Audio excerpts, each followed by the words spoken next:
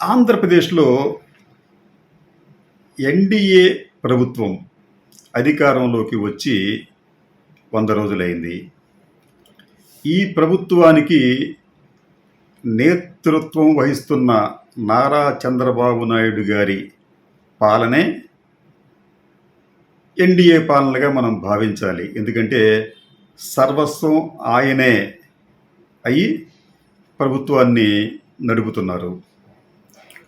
అయితే ఈ 100 రోజుల పాలనలో రాష్ట్రానికి ఏం జరిగింది?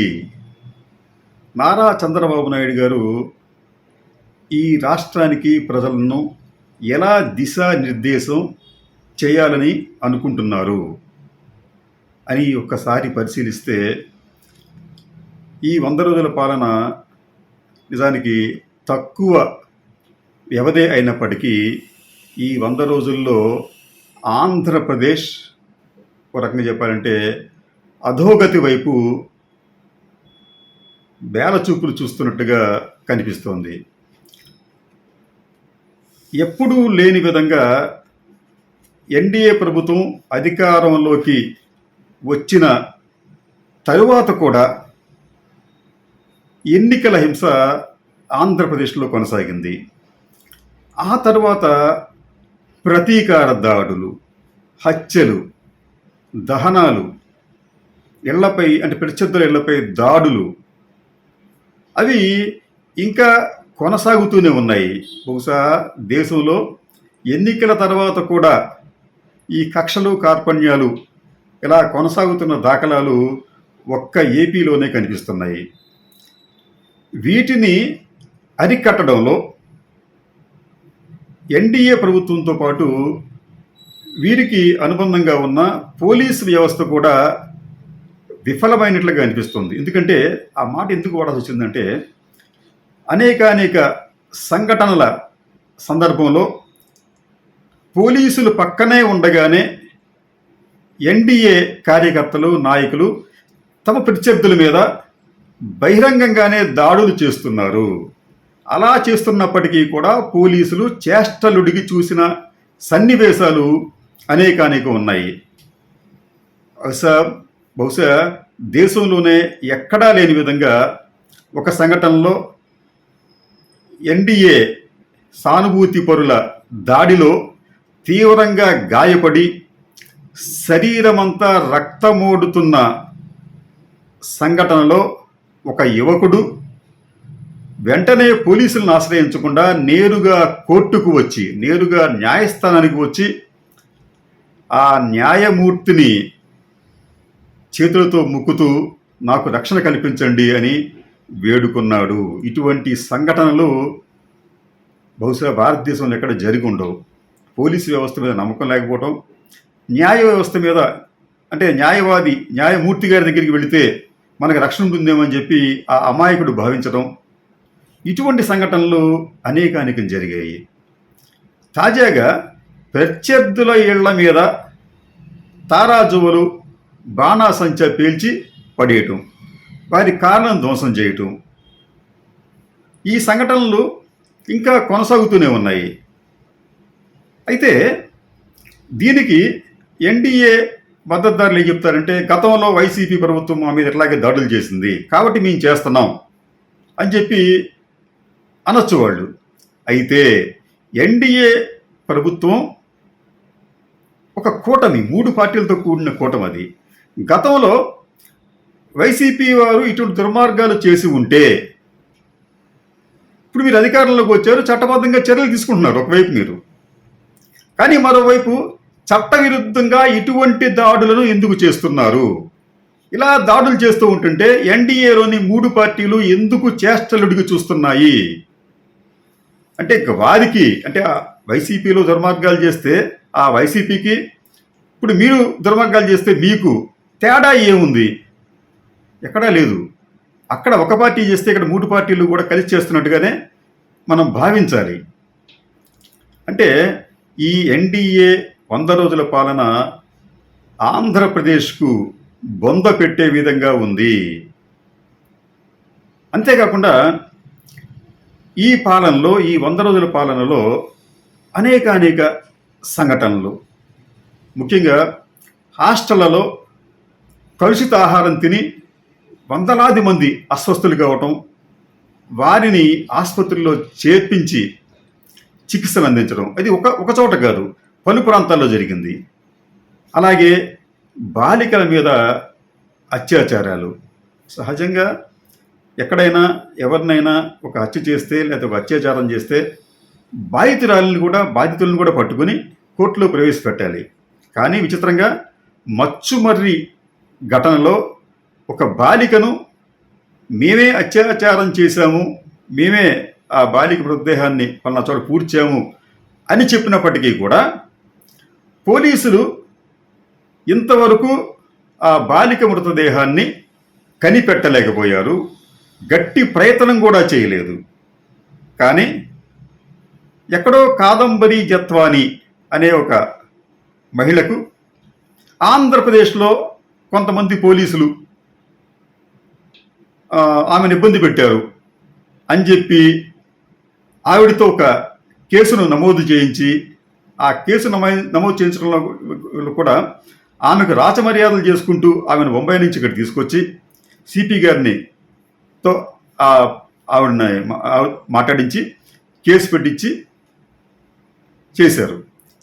అంటే మచ్చుమర్రి ఘటనలో బాలిక మృతదేహాన్ని లేకపోవటమా లేకపోతే కనుగొనే ఆసక్తి లేకపోవటమో తెలియదు, కానీ కాదంబరి జత్వాని గారికి మాత్రం ఇన్స్టాంట్గా న్యాయం చేసేయాలి అనే ఒక భావనలో ఈ ప్రభుత్వం ఉంది.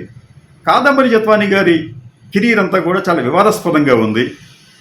ఆవిడ డబ్బుల కోసం ఇటువంటి పనులు గతంలో అనేకం చేశారు అన్న ఆరోపణలు ఆవిడ ఎదుర్కొంటూ ఉంది.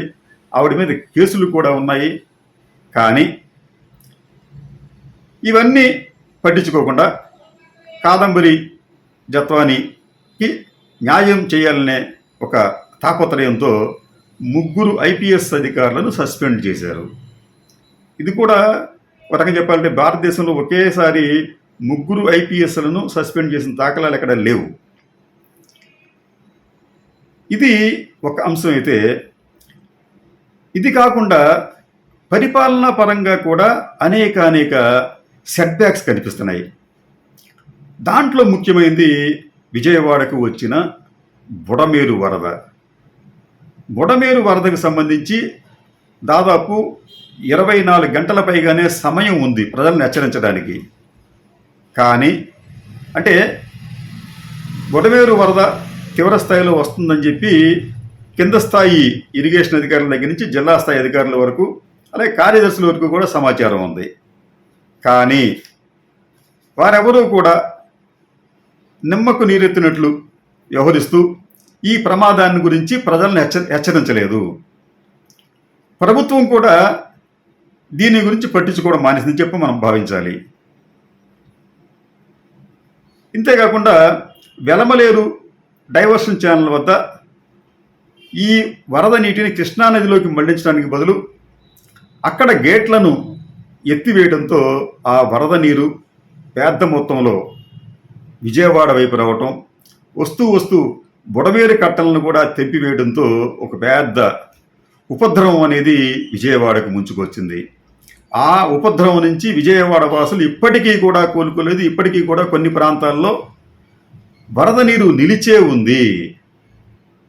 ఇది విజనరీ ప్రభుత్వం కదా. ఎంతోమంది IASలు IPSలు తర్వాత అందరూ సీనియర్లే కదా. ముఖ్యంగా చంద్రబాబు నాయుడు గారు ఎంత సీనియర్ అయినా.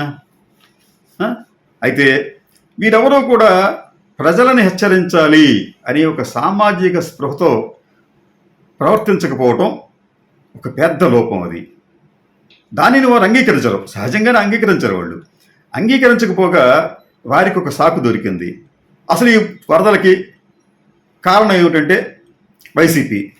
వారి వైసీపీకి పార్టీకి చెందిన రంగులు ఏవైతే ఉన్నాయో ఆ రంగులతో ఉన్న బోట్లు వారు కుట్రపూరితంగా వదిలేశారు. అవన్నీ వచ్చి కృష్ణా బ్యారేజ్ దగ్గర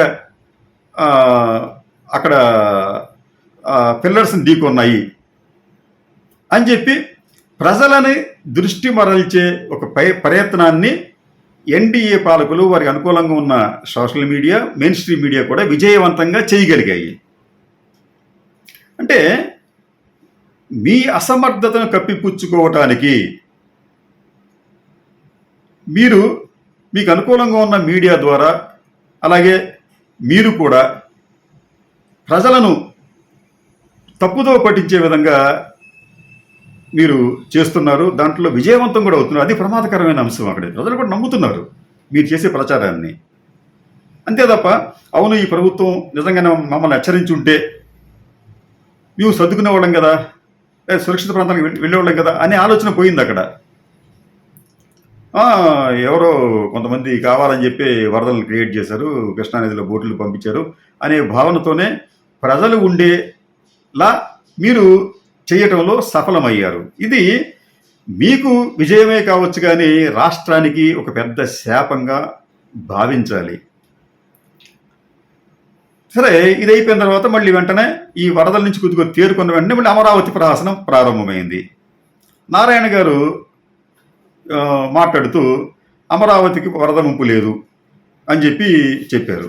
ఓకే, మంచిది, వరద ముంపు లేకపోతే కావాల్సిందే ఉంది. అయితే భవిష్యత్తులో వరదలు వస్తాయేమో అందుకని చెప్పి మేము ఒక 3 కాలువలు ఉన్నాయి, ఈ కొండవీటి వాగు, పాలవాగు, అలాగే గ్రావిటీ కెనాల్, ఈ మూడింటిని కూడా మేము విస్తరిస్తాం, ఒక రిజర్వాయర్ పెడతాం. ఫలితంగా భవిష్యత్తులో అమరావతికి వరదల బెడద ఉండదు అన్నదాని ఆర్గ్యుమెంట్ అక్కడ. అంటే ఇప్పటిదాకా వరదలు వచ్చినప్పటికీ కూడా బుకాయిస్తున్నారు. ఇప్పటికి కూడా ఆ వరద ఎక్కడ ఉంది, ఏముందని చెప్పి. వరదలు రావడం సహజమే. చంద్రబాబు నాయుడు చెప్తున్నారు, ఎక్కడైనా ఏదైనా రావచ్చు, సంభవించవచ్చు, ప్రకృతి విపత్తు, దానికి ఎవరు కాదనరు. కానీ తెలిసి ఎందుకు బురదలో కాలు పెడతాం? అది వారి విజ్ఞతకే మనం వదిలేయాలి. సరే, ఇప్పుడేమంటారంటే భవిష్యత్తులో వరదల నివారణ కోసం అని చెప్పి ఈ కాలువల్ని మేము విస్తరిస్తామని చెప్పి అంటున్నారు. ఓకే, అదొకటి. ఇక్కడ ఆయన అమరావతి అనేది వరద తాకిడి గురవుతుందని చెప్పి నారాయణ గారు పరోక్షంగా అంగీకరించారు. రెండో అంశానికి వచ్చేటప్పటికీ అమరావతి లో భూ సమీకరణ ఇంకా పూర్తి కాలేదని కూడా ఆయన పరోక్షంగా ఒప్పుకున్నారు. కాకపోవడం ఏంటి, చంద్రబాబు నాయుడు గారు పదే అమరావతి రైతులు ఆయన్ను చూసి వాలంటరీగా ముందుకొచ్చి 33,000 ఎకరాలు ఇచ్చారు అని చెప్పి చెప్తున్నాడు ఆయన. నారాయణ గారు ఏమంటారు, అదేం కాదు, ఇంకా భూసేకరణ పూర్తి కాలేదు, కొంతమంది రైతులు ఇంకా ఇవ్వలేదు, వారికి సందేహాలు ఉన్నాయి అని చెప్పి అంటాడు ఆయన. అంటే ఎక్కడో ఏదో పెద్ద లోపం ఉంది. ఈ 33,000 ఎకరాలని చెప్తున్నారు, దాంట్లో దాదాపు 15,000 ఎకరాల భూములను రైతులు ఇంకా సిఆర్డీకి అప్పగించలేదు. ఈ భూ సమీకరణ పూర్తి అయితే తప్ప అమరావతిలో పూర్తి స్థాయిలో కార్యకలాపాలు చేపట్టడం సాధ్యం కాదు. ఇది ఒక ప్రహసనం. అది మూడోది ప్రపంచ బ్యాంకు ప్రహసనం. ప్రపంచ బ్యాంకు గతంలో ఇవ్వలేదు, మళ్ళీ ఇప్పుడు మేము ప్రయత్నిస్తున్నాం అని చెప్పి ఇది ఒక ప్రహసనం. అంటే గతంలో ఇవ్వని ప్రపంచ బ్యాంక్ ఇప్పుడు ఎందుకు ఇస్తుంది? కాబట్టి ప్రపంచ బ్యాంకు నుంచి వచ్చే అవకాశం లేదు, కానీ వేరే ఆర్థిక సంస్థల నుంచి ఆ 15,000 కోట్ల రూపాయలు వారు తెచ్చుకోవచ్చు. కానీ నిజానికి 15,000 కోట్ల రూపాయలు, 30,000 కోట్ల రూపాయలు అనేది ఈ రోజున కొంతమందికి చాలా చిన్న మొత్తమే. ఎందుకంటే మీకు ఎన్డీఏకి సానుభూతిపరులుగా ఉన్న పారిశ్రామికవేత్త అందరూ కూడా బ్యాంకుల్లో 40,000 కోట్లు, 50,000 కోట్లు, 70,000 కోట్ల రూపాయలు లోన్లు తీసుకున్న వాళ్ళే. బ్యాంకులు వారికి ఉదారంగా లోన్లు ఇస్తున్నాయి. మరి అమరావతికి ఎందుకు ఇవ్వవు?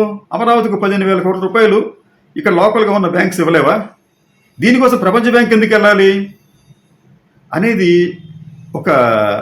అదొక అనుమానం. మీ రాజకీయ నాయకులకి వేలాది కోట్ల రూపాయలు లోన్లు ఇచ్చేస్తున్నాయి, దాంట్లో లక్షలాది కోట్ల రూపాయలు మళ్ళీ బ్యాంకులు మాఫీ చేసేస్తున్నాయి కూడా వాళ్ళకి ఆ లోన్లని. కానీ అమరావతికి మాత్రం ప్రపంచ బ్యాంక్ దాకా వెళ్ళిపోవాలి, అది కూడా అంత 15,000 కోట్ల రూపాయలకే. అంటే ఏంటి, ఎవరిని మభ్యపెట్టే ప్రయత్నం చేస్తుంది ఈ ఎన్డీఏ ప్రభుత్వం? ఇదంతా చూస్తూ ఉంటుంటే ఈ 100 రోజుల ఎన్డీఏ పాలన బుకాయింపులు, ప్రత్యర్థుల మీద దాడులు, ప్రత్యర్థుల మీద బురద జల్లడం, పాలన కన్నా కూడా ప్రతీకారానికే ఎక్కువ ప్రాధాన్యత ఇచ్చే విధంగా కనిపిస్తోంది.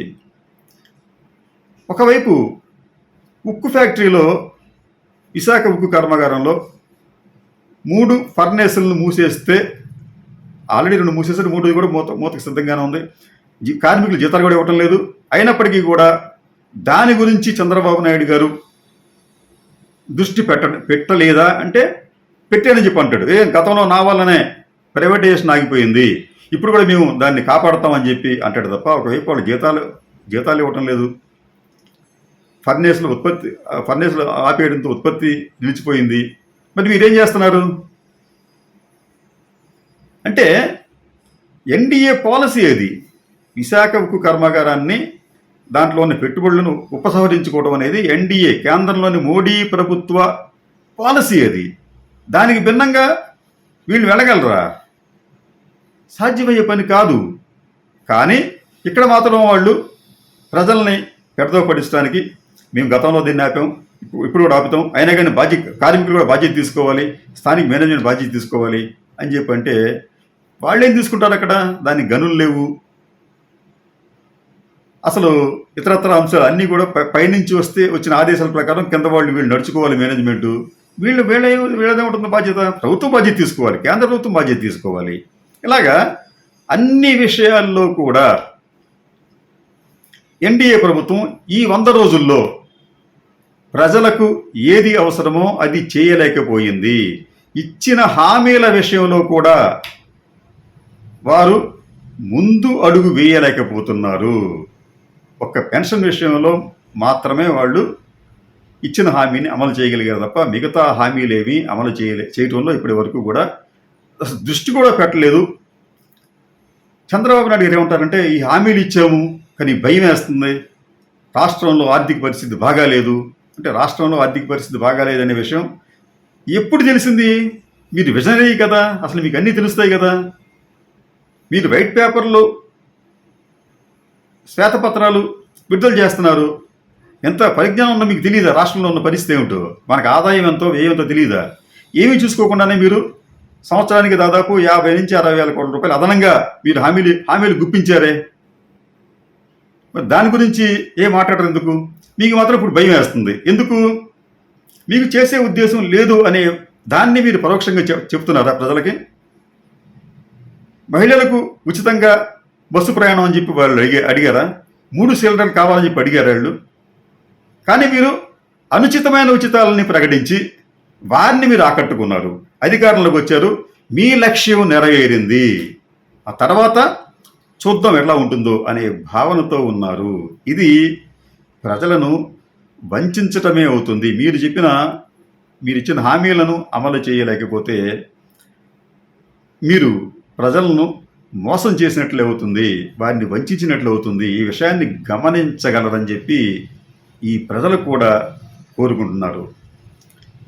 ఈ 100 రోజుల పాలన అనేది పాలన కన్నా ప్రతీకారాలకు, ప్రత్యర్థుల మీద దాడులకు, విమర్శలకే ఎక్కువ సమయాన్ని కేటాయించినట్లుగా కనిపిస్తోంది.